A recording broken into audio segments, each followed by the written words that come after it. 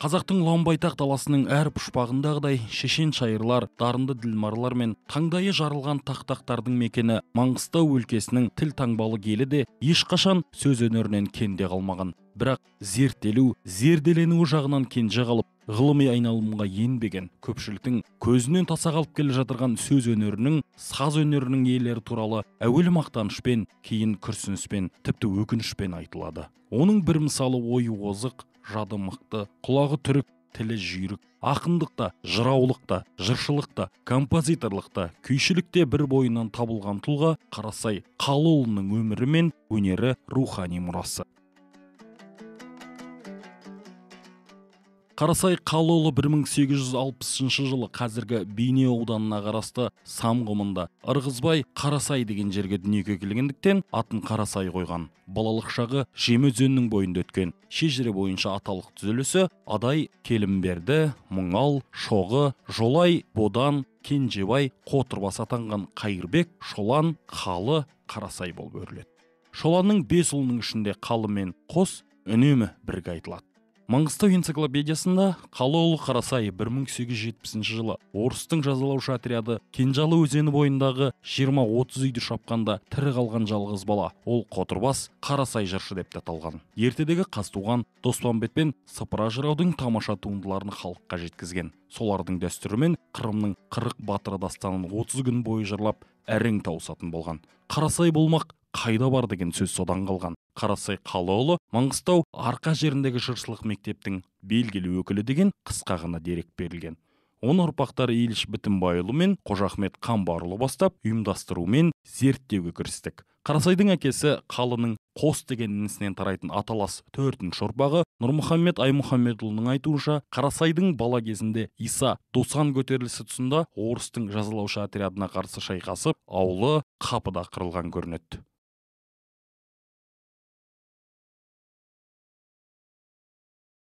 Қарасай кішкентай бала екен, ағасы мал бағардан кісі екеуі мал бағып далаға кеткенде сол сөйерден елі опат болып, соларды көріп, Қарасай қорқып, сол Қалғос деп екеуі қоса айтылып, әлі моласы сөйерде бар, төгелі моласы бар. Ішінде өзінің бір баласы, бір інісі мен 3 адам болып сол қорымда жатыр, Қалғос деген. Сол баяғы әкесін ауылын орыс шапқанда дейді. Сол орыс сол жаңа жау шапқанда бұл кішкентай бала сонан науқастанып ауырып, сол жүре келіп бір күні айтады, ана қойдың шетінде бір бозғасқа қойдыр, соны садақа қылыңдар. Менің нағашымның үйінде бір домбыра бар, сол домбыраны әкеліп беріңдер деп. Енді ауру адамның айтқанын істейді, сомалды садақа қылып, домбыраны әкелген күннен бастап бұл жыршы болып кеткен. Сонан бастап бұл ешкімнен сұрамайды, өзі шығарып өзі айтады. Шамамен 1870 жылдардың шамасында Кенжалы дейтін жерге 40 мылтық Қосқұлақ ауылдары қоныстанады. Қоныстанғаннан кейін сол жерде отқан Қосқұлақ ауылдар қанның иісі шығып тұр деп осы маңнан көшуге мәжбүр болады. Олардың көріп келдік, зайырлықтың арқасында болу керек, сол көшіп кетеді. Сол ертесі күні келіп, жау келіп, біздің 40 мылтық әсіресе Қотырбас ауылда келіп қырып кеткен жаулар.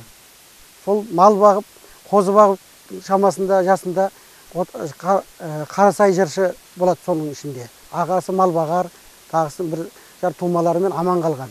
Сол аман қалған сол жерде өзін өте қорқып кетеді. Үлкен бір әсер алады. Тумаларының әке шешесінің қырып кеткен жерінен. Бұл Жемнің бойында Кенжалы дейтін жерде өлген. Солдан кейін бұл Қарасай атамыз жыршылық өнер пайда болады бұның бойында.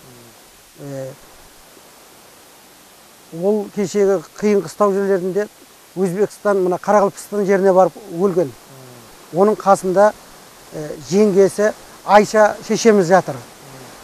Ол мынау біздің қазіргі тұрған Ескі Бейнеудегі Бекет-Ата мешітінің ішіндегі Бекет Атаның мешіттерінің бірі осы Ескі Бейнеуде. Сосын ішінде Күлмәмбетұлы Самалық Сұпының қызы шешеміз Айша. Сол қасында жерленген Өзбекстан жерінде, Бестөбенің қасында Шыршалы дейтін жерде жатыр. Ал Малбағардың өзі Анау Чаржау Фараттың бойына барып өлген. Сол жерде жатыр.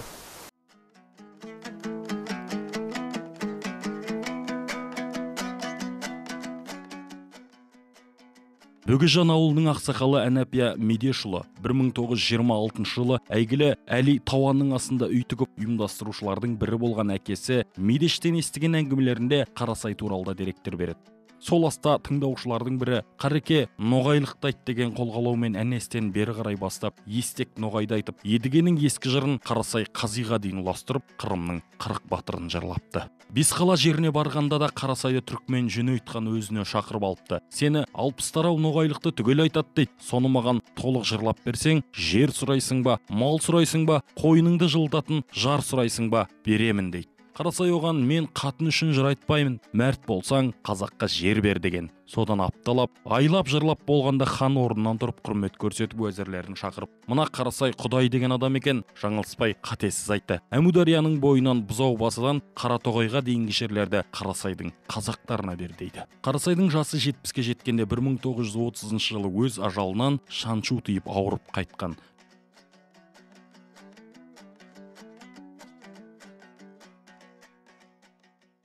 Белгілі Бестөбенің биігінде Ерқосайдың ескерткішіне арнайы зияраттай келіп, әруағына Құран бағыштаған, дұға оқыған ағайын шығыс бетте Шыршалы деген қорымбалардың бірле жүргей мына бейітте қазақ өнері мен руханиятының аса көрнекті тұлғасы, ақын, жырау, жыршы, күйші әрі композитор, қырықмылтық Отырбас Қарасай Қалыұлы мәңгілік тыныс тапқан. Тек қазақ халқын емес, Орта Азия аймақтарын мекен еткен барлық туысқан халықтардың арасында кеңінен танымал, бойына біткен өнерінің қадір қасиетін сезіне білген.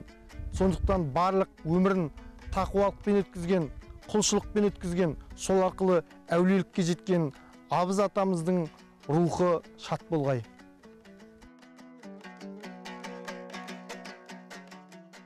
Академик Ахмет Жуанов «Замана бұлбұлдары» кітабында Қарасай Қалыұлы самда туған көне үргеніш, Бұхара Түрікпенді тегіс аралаған. Түрікпеннің ханы Жөнөйттің алдында жырлап Түрікпеннің көптеген бақшыларымен жарысқа түсіп, сыйлық алған. Қарасай бойы тапал кісі, ол соны әмән өлеңіне қосады екен. Менің атым Қарасай, мен қалының баласай, жас басымнан сөз бағып бойға болдым аласай, адай еді руым қанша жүйрік болса да, келген жоқ жанның шамасай деп бастайды екен. Қарасай 1930 жылы қайтыс болды. Одан да көптеген әуен, жыр, ән қалды. Қарасайдың саздарының бізде үлгілері нотаға түсірілді деп жазады. Қарасай атамыздың үлкен сазгер күйші екен, үлкен жырау екен, кейіннен естіп білдік қой. Ахмет Жуанов атамыздың бір-екі күйін бар екендігін айтып кеткендігі. Сосын Құрманғазы оркестрінде жұмыс жасап жүргенде бұл Қарасай күйін Шамғон Қажығалиевтің оркестрге түсірумен халық күйі Қарасай деп тарттық. Кейіннен Нұрғиса ағамыз Қарасай батырға арнап үлкен бір поэма жазды, шығармашылық. Сосын осы теманы пайдаланып Қарасай күйді енді Қарасайдың атымен аталып осындай не кетті. Енді кейінгі жастар түсінбейді ғой, ол енді түсінбестік болар. Сол Қарасай шапырашты Қарасайдың күйді деп шатыстырып жүрді. Негізінде бұл енді адайдың Қарасайы ғой. Сондықтан 2008 жылы күйлер жинағын нарату деген ондай күйлер жинағын шығардық. Оның ішіне соңында осы оркестрде орындаған Шамғон Қажығалиевтің түсіруіндегі Қарасайдың күйі Қарасай деп бергенбіз. Міне кітабы осы. Ал енді біздің білетін барлық мағлұматымыз осы. Біздің енді тартқан Қарасайымыздың несі.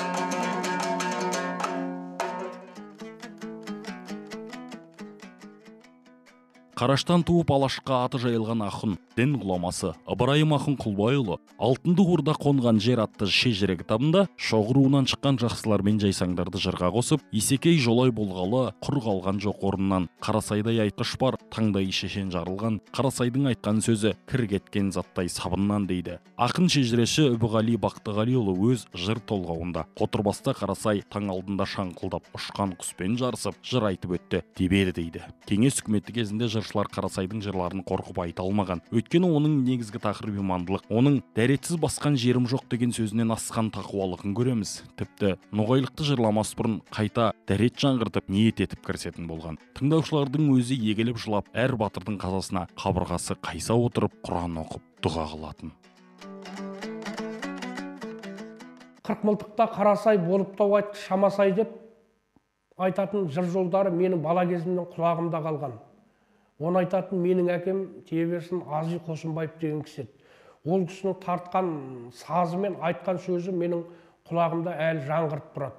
Менің өнерге келуіме де осындай жырлардың септігі бар. Аспаннан айса салбырап түседі дегенмен, ақын салбырап түседі дегенге мен сенбеймін. Ақын сол аталардың аузындағы жырдан салбырап түседі десе, оған сенуге болады. Бүркітбай деген жыршы атамыз, о да Қырықмылтық, біздің бала кезіміздегі үлкен тойымызға шақыртылып, шапанын киіп, атын мініп, осы қырық батырды жырлайтын еді. Мен сол 2-3 жасар бала болсам да, сол Бүркітбайдың домбырасының аңы, айтқан жырының сазы менің құлағымда еміс-еміс келеді. Ғылымның тіліндегі терминге салып айтқанда, жаңағы ДНК деген генетикалық код деген осы бір жаңғырып тұратын дүние сияқты. Жаңғырғанда да есі бар адам санасында жаңғырады ғой деп ойлаймын. Менің өкінішім осындай аталарымыздың сазын ертерек үйренгенде мүмкін айтыстағы бір саздарымызды құбылтып отырар ма едік. Әдеби багажымыз бұдан да молырақ болар ма еді деген ой. Бірақ ол мәселе сахнаға шығу шықпауды емес. Адам деген өмір бойы үйреніп арпалысып өтетін дүние ғой. Сондықтан біз істемегенді бізден кейінгілер істесе. Қарасайдың Баймұхан деген жалғыз ұлы болған. Баймұханнан Дабыл, Мейірман деген балалар туған. Мейірманның ұлы Жалғас, бәрі де Қоңырат ауданында Пайғамбар қызы деген әулиеде жерленген. Дабылдың ұлы Жолдас қазір Ақтөбеде, кенже ұлы Ерболаттың қолында. Үлкені Бекболат пен Жалғастың ұлы Мұратбай Атырауда тұрады. Біз қазір Қарасай бабамыздың жалғыз ұлы Баймұханның қара шаңырағы Дабыл атамыздың отбасындамыз. Қарасай жыраудың ұрпақтары ата мирасқа адалдық танытып, бабадан қалған жәдігерлік мына төртөрім қамшысы мен кесік бас домбырасын көздің қарашығындай сақтап отыр. 1986 жылы Тәжікстан, Өзбекстан мемлекеттеріне ғылыми экспедиция ұйымдастырған әдебиеттанушы ғалым профессор Қабиболла Сыдиықұлы мұражайға өткізбек болып, мына домбыраны бұйымшылап сұрап алғанда, Дабыл атамыз оны бергісі келмей өзінде сақтап қалған. Себебі бұндай жәдігерлік сирек кездеседі. Біз білген жерде бұл осындай үлгідегі домбыра Сүгір жырау Бегендікұлының кесік басымен Қарасай атамыздың немере інісі әрі шәкірті Тәжік жырауда болған еді. Бұл жәдігер бүгінде күн өткен сайын құндылығын артып, ұрпаққа мұра болып келе жатыр. Маңғыстау облыстық мәдениет басқармасының басшысы Бекбол Базарбаев Қарасай жыраудың өмірінің соңына дейінгі болған домбырасын қастерлеп сақтап келген үшін ұрпақтарына алғыс білдіріп, Маңғыстау облыстық тарихи өлкетану музейіне жеткізуін сұрап хат жазған. Дабылдың кенже ұлы қара шаңырақ иесі әрі мұрагері Тұрғанбек Қарасаев пен Мәдина Сапарбаева ақылдаса келе отбасы атынан, балалары Несібелі мен Қуандықтың атынан баба мұрасын ата жұртындағы мұражайға ұсынды. Аманатты жеткізген ағасы Бекболат Баймұханов. 2015 жылғы 24 қазан күні Қарасай қалауының домбырасы музей төрінде арнайы жасақталған көрмеге қойылып, өмірбаяны мен шығармашылығы туралы деректер жазылды. Қарасай атамыз Жөнейтқанның алдында жыр жырлап, жер алған сол мына ойдан. Қазаққа жер алып берген сондай қайыр деген адам екен өнерінің арқасында. Бүкіл қазақтың ұлы, мына Адайдың, Кіші жүздің ұлы жыңғыр ас тойларының бәрінде де шаршыны толтырған жаңағы Сүкеңнің мақтайтын шаңқылдап айтқан сайын өрлеуші еді қотырбас жыр иесі Қарасайлар деп, сол жыр иесі атанған адам екен жарықтық. Ал енді бұл кісіден қалған мұралар, менде қазір жорық күй дейтін күйі бар бұл кісінің. Осы әруақты бабаларымыздың киесі елімізге осы домбыраларымен бірге қайтып оралғай дейік. Жырдың киесі келгей, күйдің киесі келгей, сөйтіп елдің иесі келгей. Мұрын жыраудың ұрпағы ақын, өнертанушы Айтман Светқали Нұржан көрме шымылдығын ашты.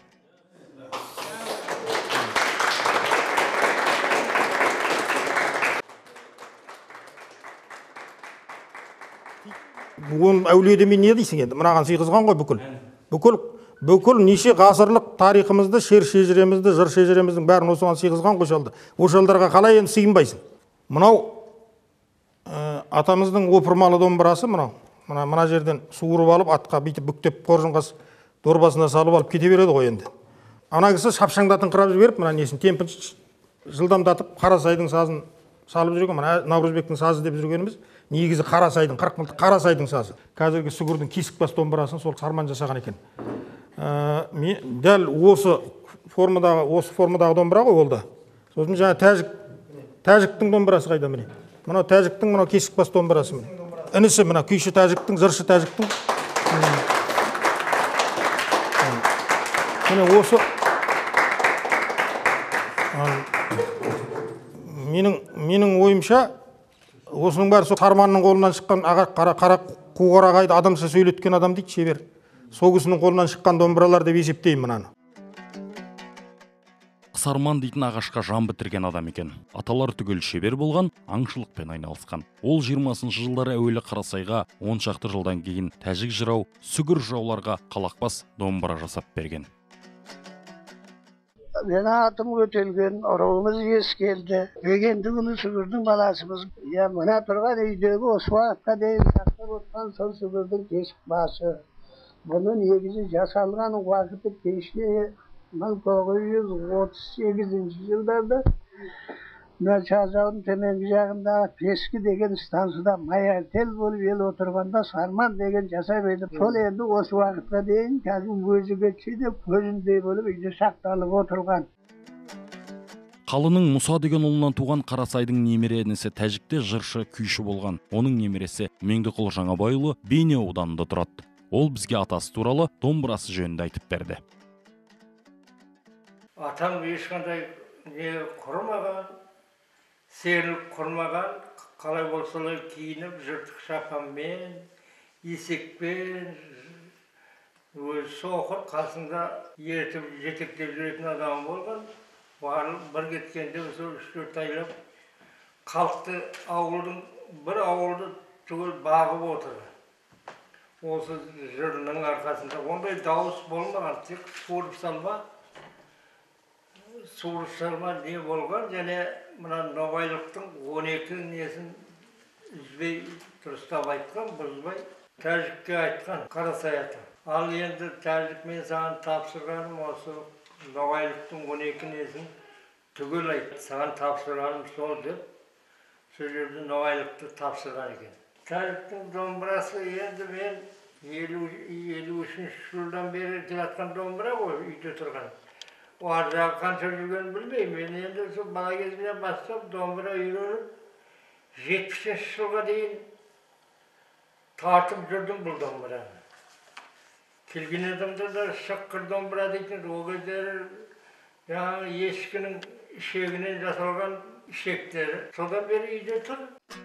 Енді ғылыми еңбектерге жүгінейік. Қарақалпақ жерінде 19 ғасырдың 2-ші жартысы мен 20 ғасырдың 1-ші жартысы аралығындағы қазақ ақын жыраулар мұрасын зерттеген ғалым Қаржаубай Жұмажанов Қарақалпақ аймағындағы қазақ әдебиеті монографиясында былай жазады. Қарақалпақ жыраулық мектебінің қалыптасуына және Қарақалпақ халық эпостарының жырланып, дамып, кемелденуіне Қарасай шығармашылық үлес қосқан деп толық айтуымызға болады. Қарасай Қалаұлы 1860 жылы Маңғыстау аймағының Самғұмында Қарасай деген жерінде дүниеге келген. Қарасайдың 10 жастар шамасында үй іші Қоңырат ауданындағы Қызылжар мекеніне көшіп келеді. Қарасайды әкесі Қалы жастайынан ән мен күйге, жырға баулыған. Қалының өзі домбырашы, әнші, серілеу жігіт болған. Қарасайға домбыраны өзі үйреткен. Ол ел ішіндегі ән, күй, термелерді зердесіне құйып, әрі жаттап өседі. Күй мен термешіліктің, толғаудың бір-біріне жуықтық сырын ұғынады, әншілік өнеріне біршама жақындайды. Қарасай есейе келе айтқыштық, термешілік жолды игереді. Үйренгендерін репертуарына тұрақтандырып, өрісін кеңейтеді. Алғыр зейінді Қарасай жырды сөзбе-сөз жаттамай, эпостық шығармалардағы басты сарындар жүйесін, сюжет құрайтын бөлімдердің ретін,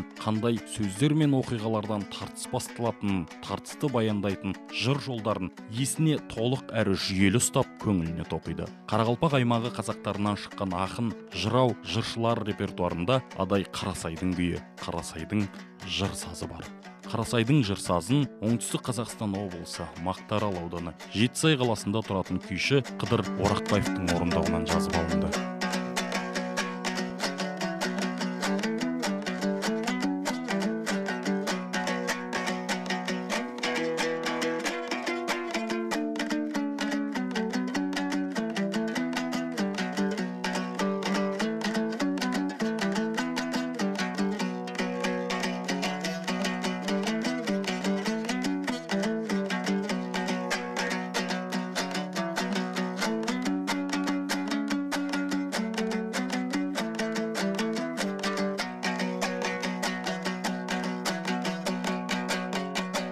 Ол уақытта мен пәленің сазы, ананың сазы, түгеннің сазы деген жоқ. Естіген кәдімгі сазыма төгіп сөйтіп өзімше нәукемде болып отырмын. Алла берген аға деген болды, Тасқынбаев деген өкісті, белгілі жыршы жырау. Соның да мотивінің бір кассетасы бар еді. Соған салып отырмын ғой енді. Төкпе де енді. Сөйтіп отқанда ортырақтан бір адам тұрып та, әй бала деді, мына дауысыңды барып ауылыңа айтасың, өзіміздің дауысқа сал деді. Өзімнің дауысын қайдан білеймін мен. Сөйтіп, сонда мұны яғымда тұрған келісті адам, отырып тоқта деді. Өзіңнің дауысың қандай дауыс ол деді. Қандай дауыс өзіңнің даусың деді. Сен білесің бе өзіңнің даусыңды деді. Сен дауысты білмейсің ғой. Көрмей, білмей, ешнәрсені айтпай. Баланы неге қайтарасың сен? Бұл бала нағыз өзінің даусына салып отыр. Мен осыны бірінші алғашқы көріп отқаным мен. Кеше қырда талай жырында болдық. Бұл Қарасай атасының даусына салып отыр деді. Тау осы төменгі пердеден келтіріп, осы ұқсап шақылдап сөйтетін еді. Бұл әлде де кемшілік жерлері бар, бірақ жас бала бұл. Соңында келіп бұл әлі түзеп кетеді. Бұл Қарасай атасының дауысы не сандырап тұрсын деді жаңа. Жұмекең Жұмағали шал жаңағыдай деді ғой. Сосын маған үлкен сүйеу болды ғой соны айтқаны. Қарақалпақ ғалымы Қобул Мақсетов Нұрабылла өз заманының ірі жырауы болған. Сол дәуірдің ірі бақшысы Түркмен Сүлеймен қазақ жыршысы Қарасаймен бірге үлкен жиын, той мерекелерді сауған. Олармен шығармашылық байланыста болған дейді. Тағы да Қарақалпақ халқының 19 ғасырдағы көрнекті жырауларының бірі Нұрабылла жырау Қарақалпақта өмір сүрген қазақтың атақты жырауы Қарасаймен дос болып, одан көп жырлар үйренген, оны өзіне ұстаз еткен дейді. Сұлтанғали Садырбаев фольклор және эстетика атты зерттеуінде Мұрын Сеңгірбекұлы 27 жасынан 33 жасына дейін 6 жыл бойы Хиуаның ойына жыл сайын барып келіп тұрған. 38 жасында Бұхараға көшіп барады. 1910 жылы Маңғыстауға қоныс тебеттесе, Оразгүл Нұрмағамбетова қазақ эпосын айтушы, жыршы, жыраулар еңбегінде Мұрын репертуарындағы Қырымның 40 батырының көбін Нұрым мен Қашағаннан, Қарасай мен Қарыздан, олар Абылдан үйренген дейді. Қарасайдың өмірінің соңында туған топырағын аңсап жалғызұлы Баймұханға сүйегімді ата мекеніме апарып жерле деп аманаттауға қорқып, жат жұртта қалып бара жатқанына қайғырып, жыр мұрасын інісі әрі шәкірті Тәжікке тапсырып айтқан қоштасу сөзі бар.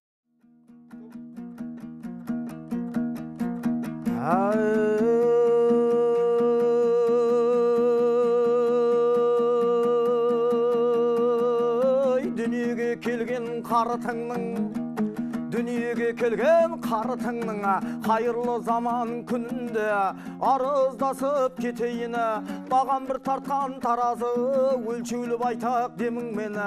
Қарекем аман барма деп сарқытым дішкен келіннен, қайын аға деп бүгілген қайын ағаның дауыс айы келді келді ғой деп кең алқа асылдарым жүгіргені мен халықтың бұлағы шөл дегенде кездесем қайғы сау көтеп теңелгені нешелер жақсай өткен жоқ бұл дүние деген баянсыз талайда өткен шеберден сапырған мұхит тереңнен ендігі жерге аман бола алғалы қалаш елдеріме сона жатқан жоғарғы еділде жайық екі суы туып өскен көлдеріме ойнаған талай балалық асықтан атқан дөңдеріме артта бір қалып барады еділдің екі жағасы жағалай біткен қоғасы қызыл қуыш елтауда туып бір өскен мен едім оймауыт пен итебай маңғыстаудың саласы сона жатқан құба тауы өмірім тілеп тұрғандай алладан тілек тілеп ем ербекеттің қасынан болар ма деп қабірім бір жасаған жаббарайы айдап келдің бұл жерге 360 әулие қадам салған жерінен қарасай ендау арыз айтар ал қалаған кіміне келіндерім көбедайы алысты тұрып қиылғана жеткенше көңіл сыйынған жеңгелерім көбедайы жаршы бала дегенде қартайған көңіл жасарғаны көпті көрген көңіл айы бүгін бір тұрсың сөнуге бауыры суық қара жері терісіңнен ай мамықтайы жыр шығарып сөйлейіні артта қалған халық қайы менің де атым қарасай қайырлы болсын қартыңның артта бір қалып барадайы Баймұхандай баласайы ал Баймұхан құлыным қайырлы етсін көкеңе қайырлы етсін мұрадыны бапаң бір ойлап таба алмас бұл дүниеңнің тұрағына күш пен қуат менде жоқ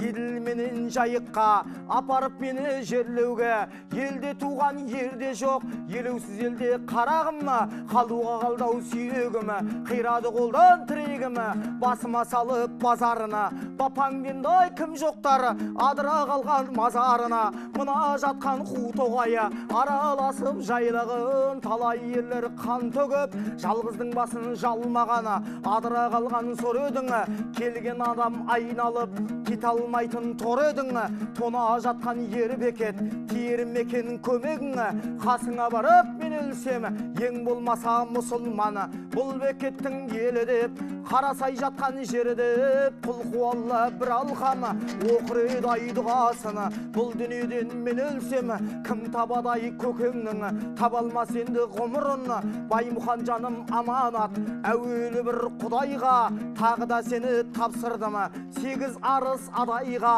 тағы да сені тапсырдым есекей менен жолайға 32 таңбалы орақтың бауырын жайлағаны егескен жауын айдағаны сөйтіп жүрген жан көкің аспай қалдау пайдаға табаным тайған осы күні бұйрықты жоқтып тарықтым еліме түсіп қамықты белімнен кеттай кемерім аман бол өндай ал тәжік жырлай алсаң шеберім менен қалған бұл дүние құтты болсын көзіңе адаспай балам аяқ бас дүниеңнің төріне талайда мынау азамат ақ самаурын қайнатып өрелі киіз салдырып қырқмылтықтан қарасайы жаршы болсын дегенде қартайған көңіл жасарғаны той беделді мереке ат шаптырып ас бергені ей әли тауан құралына бастаған жүрек мен едім әли тауанның асында мен 65 жасымда ұзақбай міне мынау сүгірді інім қасымда бастаған жүрек мен едім сөйтіп жүрген қазағым бір күнгідей болмадай қадірі кетті жорғаның сауабы тиге ендігі адал жүрек молданың той дегенде нәр алғаны халқыма мен қарасай алашын талай қамалғын осымен адай аман бол бір-екі ауыз сөз айттым көңілге келген шамадан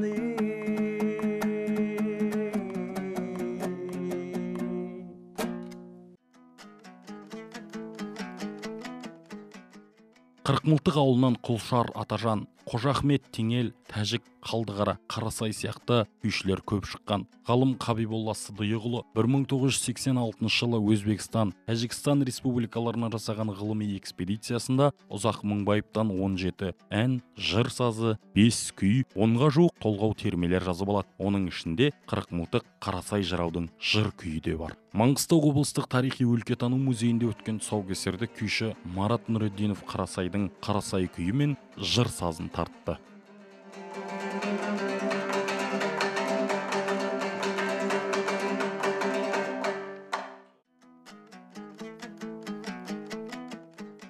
Салтанатты жиынға келген ел ағалары Қарасай жырау туралы білгендерін баяндап, кейбір деректерді енді естіп жатқанын айтты. Соның бірі Маңғыстауға белгілі ұстаз, екінші дүниежүзілік соғыстың ардагері Ысқақ Шәкіратұлының жазған дерегі бойынша баласы Сержан Шәкірат айтқан әңгіме. Менің әкем Шәкірат Ысқақ деген кісі 94 жылы мақала жазды. Осымен жаңағы Маңғыстаудың әнжен саздарыменен күйлері деген мақала жазды. Сонда ол біздің Адайдың 6 қайқысын келтіреді. Ол кісіден біраз хабар бар адам. Адайдың 6 қайқысын келтіргенде ол сол Кенже Әділ, Майлан Шолтаман, Мая Досат, Медетжіл келді. Сосын барып сол 40 мылтық Қарасай және Бегей Қалым деп келтіреді. Осы алтауын 6 қайқы деп айтылған деп келтіреді. Ал енді бұл кісіден біраз хабары бар адам. Ал кейіннен бұл біздің қайқылардың саны 7 болды. 7 болғанда оны енді белгілі күй зерттеушілер басқа жақтан мәлімет алғандар, басқа бір адамдар оны 7 деп, оның ішінде енді сол 6-ның енді 7-дің ішінде кім менен Қалым менен кім Қарасай жоқ. Оған барып нені қосқан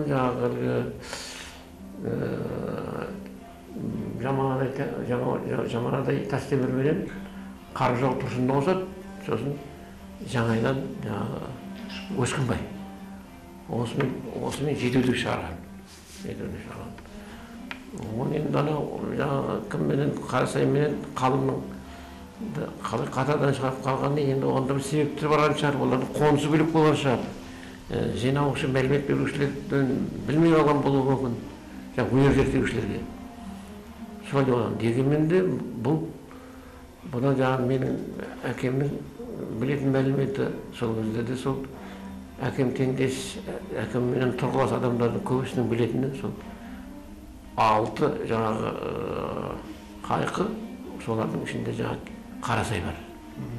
Сондықтан біз Қарасайды сол Маңғыстаудың қайқыларының бірі деп есептеуге толық құқығымыз бар деп ойлаймыз. Ел жұртымызға еске салар жай дейді, 1400 жылдарға шейін Шоңай Шамғұл, Бәйбіше Дүйсенбай, Бәли Шадман жыраулар, басқа да ақсақалдар, көңілі ояу, санасы ашық азаматтар Адайдың 6 қайқысы, сал серілері деп Кенже Әділді, Майлан Шолтаманды, Мая Досатты, Медетжіл келдіні, 40 мылтық Қарасайды, Бегей Қалымды айтатын еді. Енді сосын бар енді патша заманында заманғара Иса болыс бір сияз съезді. Сонда өзімен тұрғылас және осы 6 қайқыны өзінің қонақ үйіне шақырып қонақ етіпті. Сол күн таң атқанша алтауына кезек-кезек ән салдырып, жыр айтқызып тамашалапты. Содан сол Иса болыс дейді, Адайдың 6 қайқысы деген құрметті атақ берген жаңағы кісілерге. Кейін жаңағыдан кішкене оған қосымша өзгерістер бола ма енді. Енді қазір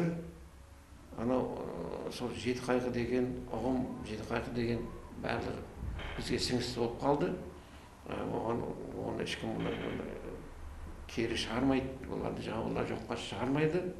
Сол 7 қайқы, Адайдың 7 қайқысы 7 қайқы түрінде қалады.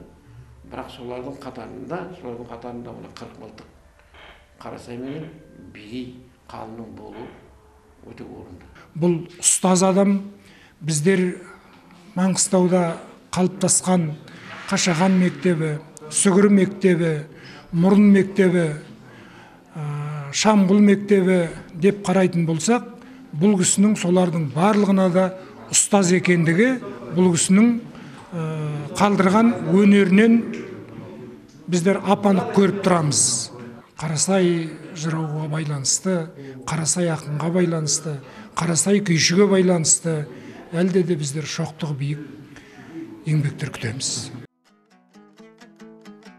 Қарасай жырау туралы деректер жиналып жатқан естіген бейнеулік қаламгер Кәрісбай Әділ 8 жыл бұрын Рауан газетіне жазған мақаласын жолдады. Онда ел аузынан жазып алынған әңгімелер жарияланған. Биыл Қарасай Қалыұлының туғанына 155 жыл, дүниеден өткеніне 85 жыл толуына орай қолға алынған бұл жұмыстар әлі де жалғасын табады. Ғылыми зерттеулер жүргізіліп, шығармалар жинақталады.